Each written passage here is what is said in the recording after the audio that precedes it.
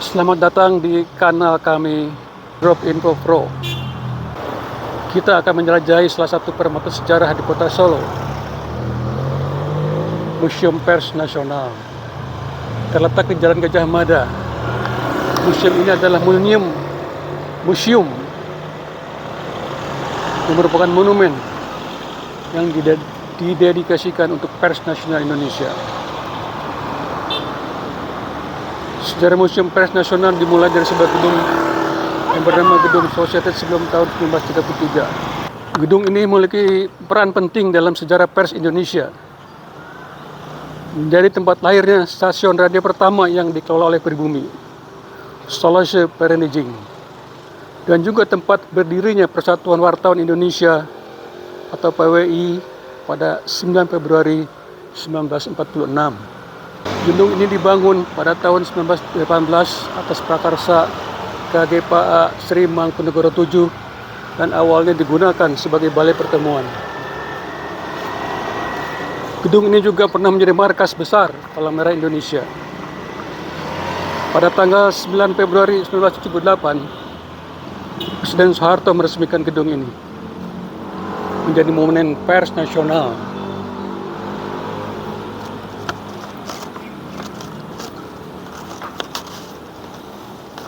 Pak.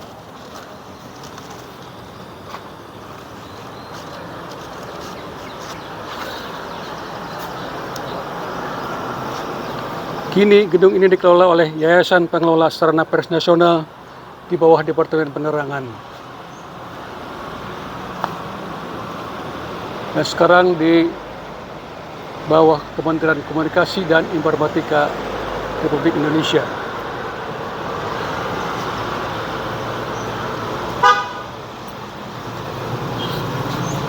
Dalam museum, pengunjung dapat melihat berbagai koleksi yang berkaitan dengan perkembangan pers di Indonesia, termasuk majalah masa lampau dan surat kabar dari seluruh Indonesia.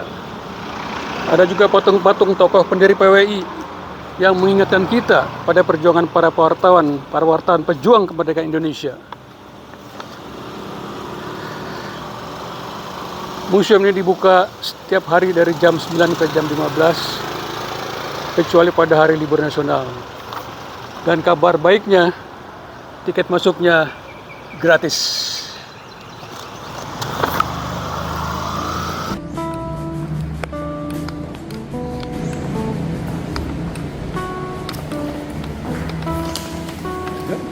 Selamat pagi Pak, selamat datang di Monumen Pers Nasional. Perkenalkan, nama saya Ayu. Saya akan menemani Bapak untuk jalan-jalan di sekitar Monumen Pers Nasional. Jadi pertama kali yang namanya Monumen Pers Nasional ini dulunya adalah Gedung Society Mangkunegara. Ya. Itu pertama kali dibangun di tahun 1918 oleh Mangkunegara ke-7 yang ingin sekali punya rumah gedung Society-nya atau perkumpulan sosialnya. Itu dipilih di kawasan barat Kadipaten Mangkunegaran. Dan Mas Abu Garsan Atmowilono ini adalah arsitek yang diminta oleh Mangkunegara ke-7 untuk membuat rancangan bangunan dan juga sekaligus untuk membangun gedung ini sendiri. Dan pertama kali untuk dari gedung Society Mangkunegara seperti ini. Jadi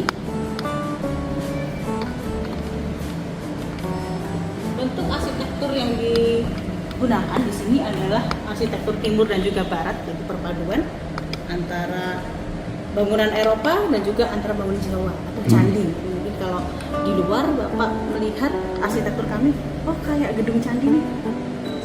Tapi sebenarnya memang permintaan Mangkunegara sendiri seperti itu, karena beliau sangat suka untuk memadukan antara budaya barat dan budaya timur. Jadi ini adalah ketika gedung ini masih aktif berfungsi sebagai Gedung Society Mangkunegara. Dan gedung ini masih sama bentuknya. Kami tidak merubah apapun, kita hanya melakukan perawatan saja. Dan gedung ini sudah terdaftar sebagai salah satu cagar budaya yang ada di Indonesia. Ada beberapa peristiwa penting di gedung ini, di antaranya ketika di tahun 1923, itu ketika kita pernah dijadikan tempat untuk diselenggarakannya Kongres Jong Java yang pada waktu itu sedang fokus dalam memberantas buta huruf. Dari tahun 1933 kita menjadi salah satu saksi terbentuknya cikal bakal dari Radio Republik Indonesia atau RRI yang bernama Sulawesi Radio Carnegie yang diketuai sendiri dan diprakarsai oleh Mangkunagaran VII. Dan sampai hari ini kita dikenal sebagai Monumen Nasional. Itu cikal bakalnya ada di tahun 1946 ketika ada kongres yang dilakukan oleh Persatuan Wartawan Indonesia, sekaligus mereka mendeklarasikan diri di sini. Nah, gedung ini juga pernah berfungsi sebagai PMI Kota Surakarta ya, di sekitar tahun 60-an sampai terakhir di tahun 78 itu berubah menjadi Monumen Nasional. Yang di sebelah sini ada patung, ada 10, di sebelah sini ada 5. Ada patung-patung figur kompas.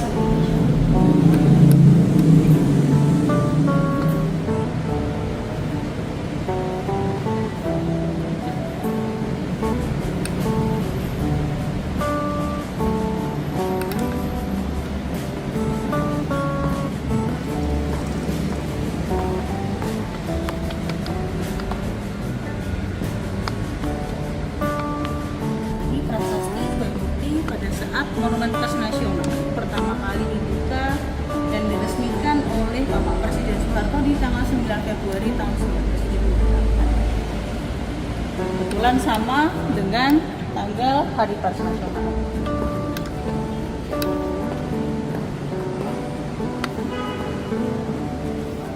Monumen Pers Nasional bukan hanya sekedar museum yang menyimpan benda-benda bersejarah yang berkaitan dengan pers, itu mesin ketik ataupun juga kamera kuno, tapi kita juga dipercaya untuk menyimpan atau mendokumentasikan bukti-bukti media cetak yang ada di Indonesia. Dan di sini ada beberapa contoh. Kita menyimpan surat kabar itu dari zaman sebelum kemerdekaan sampai dengan hari ini. Koleksi tertua kami itu ada dari tahun 1816. Ini sedikit tentang apa sih sebenarnya fungsi berita itu, dan awal mula berita itu ada karena apa?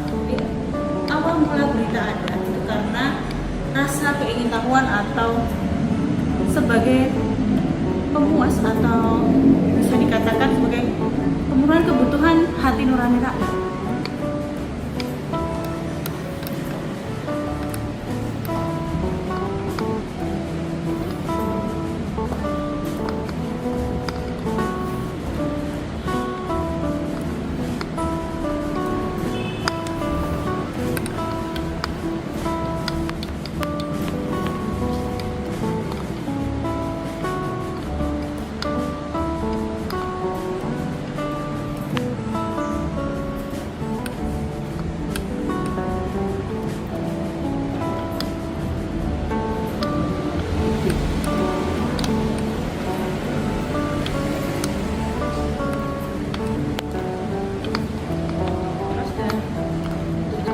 Raden Mas Tirto Adisuryo itu sendiri adalah Bapak Pers Indonesia.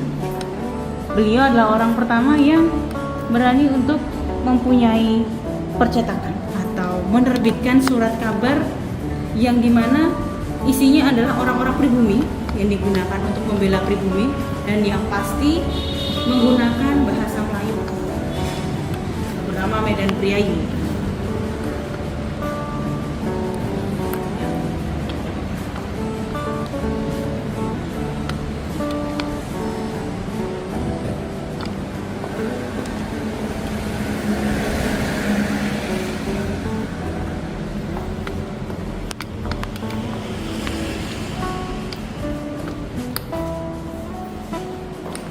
Di sini kita menghormati Mangkunagaran VII, dan karena gedung ini milik Mangkunagaran, kita ada pojok khusus yang digunakan untuk meng-highlight Mangkunagaran.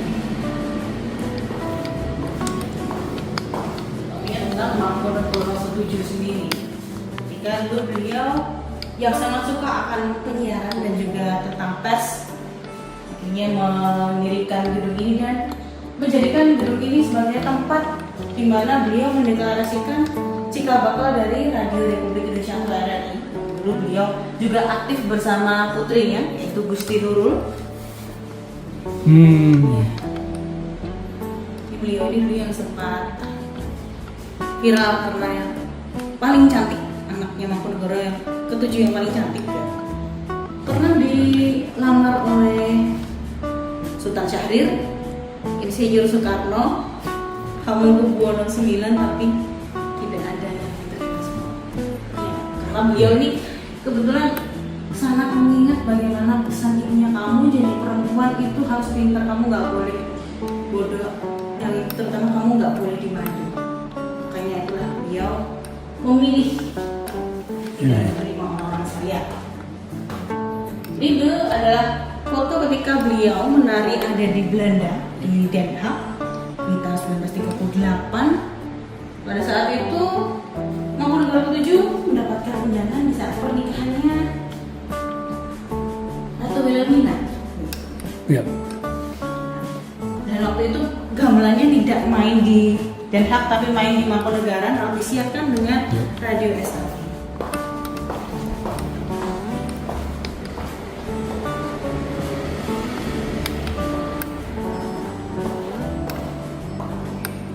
Sedikit tentang bagaimana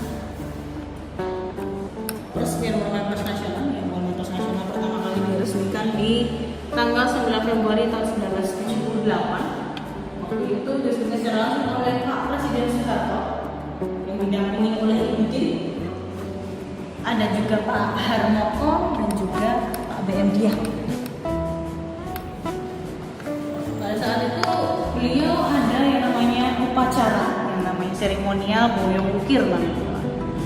Filosofisnya adalah ketika orang Jawa biasanya pindah rumah adalah diboyong sejoblonya.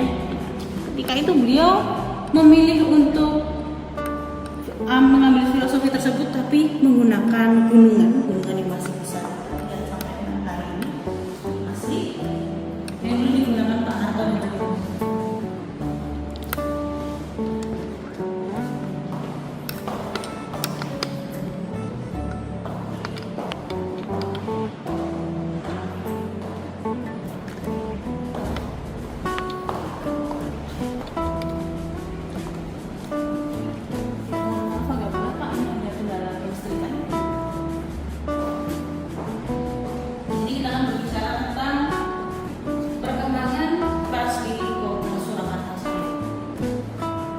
surat kabar dan juga beberapa organisasi pers yang berdiri di Kota Surakarta.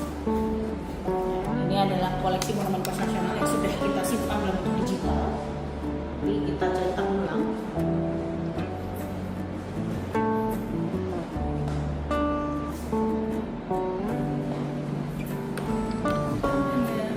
Ini ada surat kabar Bromartani yang adalah surat kabar yang pertama menggunakan bahasa Jawa, ditulis menggunakan aksara Jawa dan terbit tanpa uang sedikit pun dari Belanda, tanpa ada campur tangan Belanda. Meskipun yang menulis juga orang Belanda, orang Karl Friedrich Winter ini dia adalah juru bahasa Jawanya Keraton Solo yang bersahabat dengan Wasita.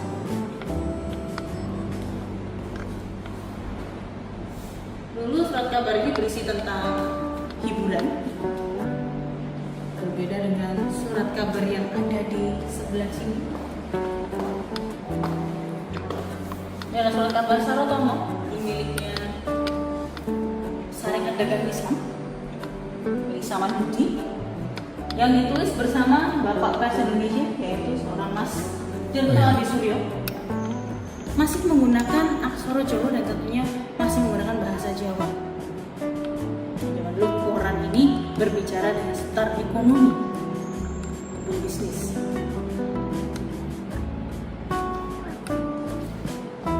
Berikutnya ada surat kabar Darmokondo yang dulu terbit dua versi menggunakan aksara Jawa dan bahasa Jawa. Ada juga yang menggunakan bahasa lain. Ini miliknya Budi Utomo.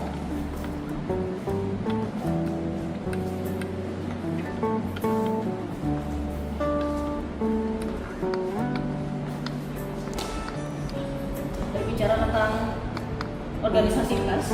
Pertama kali di Indonesia itu ada yang namanya Inland Journalism Bond atau IJB yang berdiri di tahun 1914. Berawal karena ketidaknyamanan masyarakat dan juga pertentangan masyarakat tentang aturan kolonial dari Belanda. Akhirnya membuat seorang Mas Marco Kartodikromo ini berani untuk membuat sebuah keberatan lewat Inland Journalism Bond dengan menerbitkan jurnal ini yang terbit setiap 1 minggu sekali bernama Dunia Bergerak. Selanjutnya ada organisasi Perdi, lalu yang terakhir di tahun 1946 ada PWI yang berdiri di gedung ini.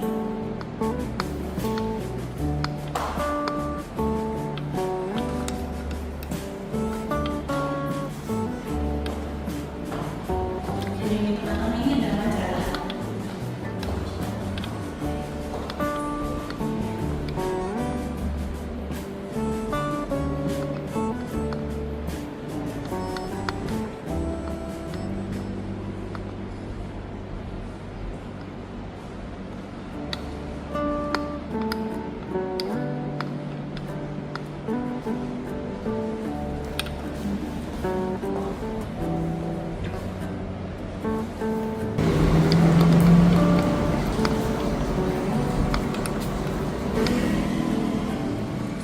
Sedikit tentang sejarah pers atau berita yang dimulai dari bagaimana orang-orang dulu untuk berkomunikasi dan alat-alat komunikasi tradisional yang pernah eksis di zamannya, tentunya banyak digunakan oleh masyarakat luas seperti kentongan, tifa, bahkan tahore dan juga prasasti yang sering ditemukan di tepi-tepi sungai atau juga di tepi-tepi pantai.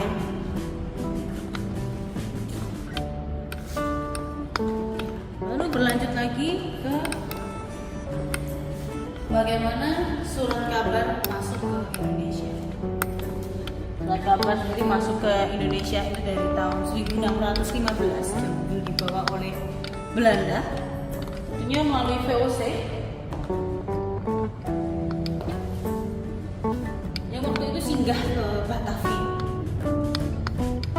Seorang Janus Peter Zunkun ini, beliau yang sering mungkin banyak orang yang mengenal di luar dengan nama Tuan Jangkung atau Mur Jangkung. Beliau itu punya satu buah buku harian yang waktu itu beliau tulis selama beliau melakukan ekspedisi, lalu meminta anak buahnya untuk menulis kembali dan disebarkan ke Kepulauan Maluku dan Ambon sana. Saya punya buku harian ini ditulis ulang, ayo kita sebarkan, dan diberi nama yang namanya adalah Memori de Nouvelle. Fungsinya adalah untuk apa? Fungsinya adalah untuk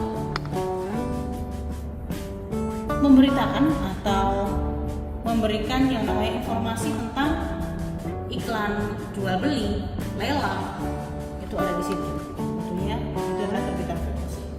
Dan untuk pertama kali di Indonesia itu ada surat kabar sekitar tahun 1794 ketika VOC menerbitkan Batavia's Novel yang benar-benar ditulis oleh mereka sendiri, yang berisi tentang kabar lelang dan juga ekonomi waktu itu, jual beli, dan sedikit berita dari Eropa.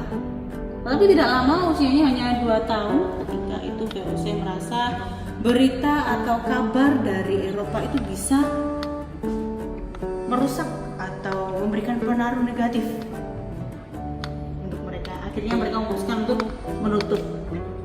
Dan kebetulan dengan kemudian mereka menulis surat kabar kembali itu di tahun 1776, yaitu adalah Vendu News yang benar-benar isinya hanya terkait tentang iklan, karena surat kabar pada masa itu fungsinya adalah sebagai salah satu media pemasaran.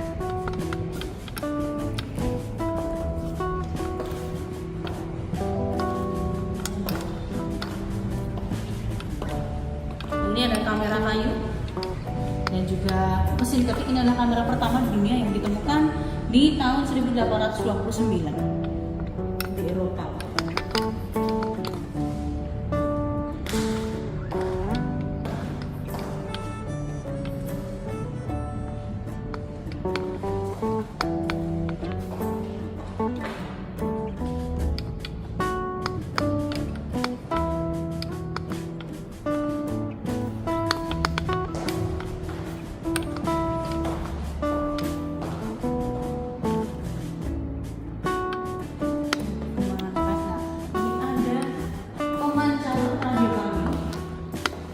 Pemancar radio ini adalah satu koleksi masterpiece kami di Badan Nasional. Ketika rakyat Indonesia sedang berusaha untuk mempertahankan kemerdekaan, tepatnya di tahun 1948 saat Belanda berusaha untuk kembali menduduki Indonesia. Salah satu yang ingin dilakukan mereka adalah merebut dulu yang namanya siaran radio. Itu di RRI Solo di bawah kepemimpinan Bapak Ermala Hadi memerintahkan untuk menyembunyikan atau mengamankan pemancar radio yang mereka miliki di tempat yang tentunya tidak terpikirkan oleh Belanda. Salah satunya ketika itu diputuskan di lereng Gunung Lawu. Kita berada di lereng Gunung Lawu, pemancar radio ini diletakkan di salah satu rumah warga. Posisinya di sebelah kanan kambing, dan suara kambing itu sering terdengar ketika mereka makan siang.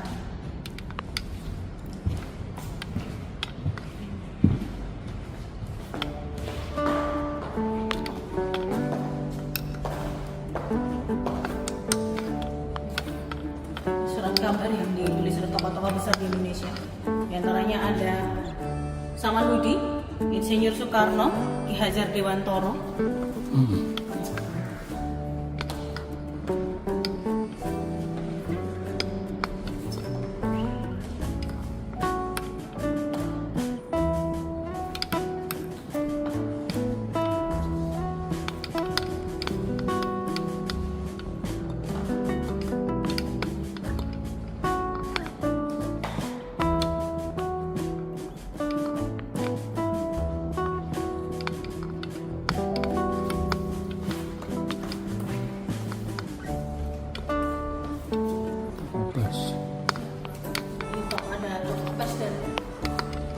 Pada peninggalannya, Pak Adam Malik dulu pernah memberikan beberapa set alat microfilm reader yang diharapkan bisa dipakai Markas Nasional untuk menyimpan surat kabar dalam bentuk digital.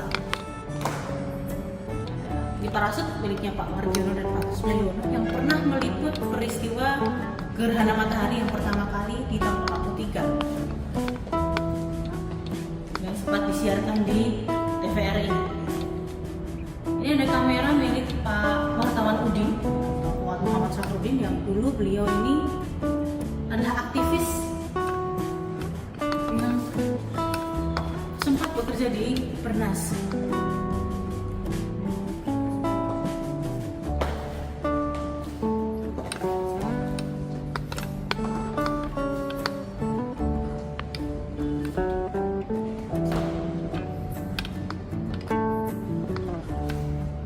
Masih ada satu ruangan.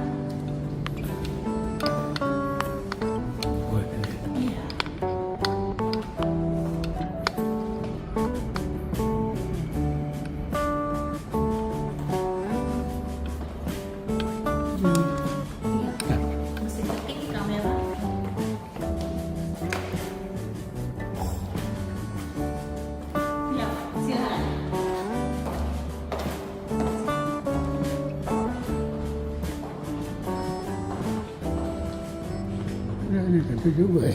Iya, boleh. Radio. Di sini.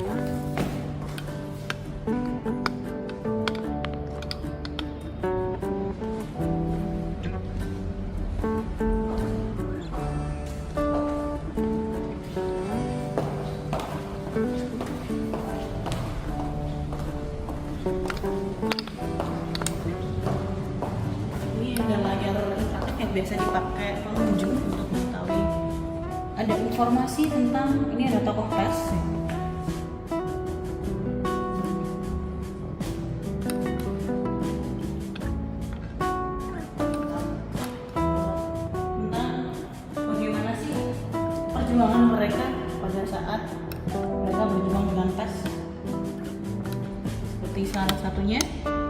ada penduduk bersaudara yang dulu sempat mengambil gambar di waktu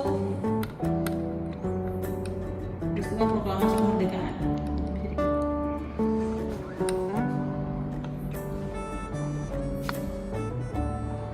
Biasa kita klik seperti ini, keluar informasinya Pak. Beritanya seperti apa? Seperti error.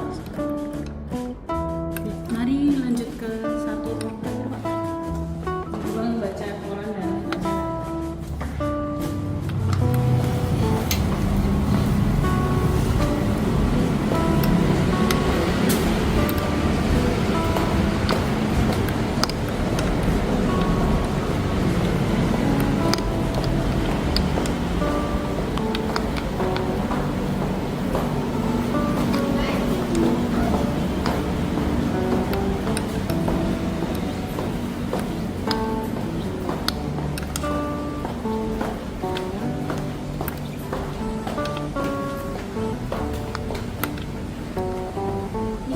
Lihat-lihat ya. Ya, Pak.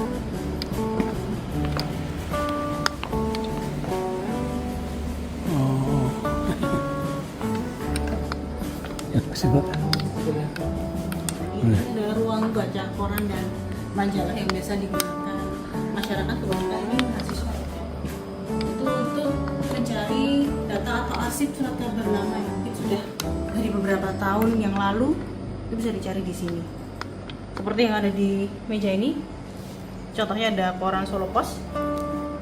Ini tahun 2001, ini biasanya satu jilid ini adalah edisi 1 bulan. Ini seperti ini, permintaan pengunjung. Kalau masih bisa kita tunjukkan bentuk fisiknya, akan kita tunjukkan bentuk fisiknya. Kalau untuk koran-koran yang sudah tidak bisa kami tunjukkan bentuk fisiknya, itu bisa dilihat secara digital di komputer-komputer.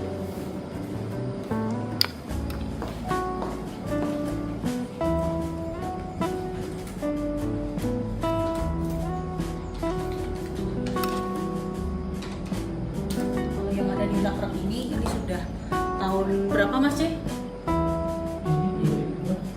2020-an ya? 2020-an Pak.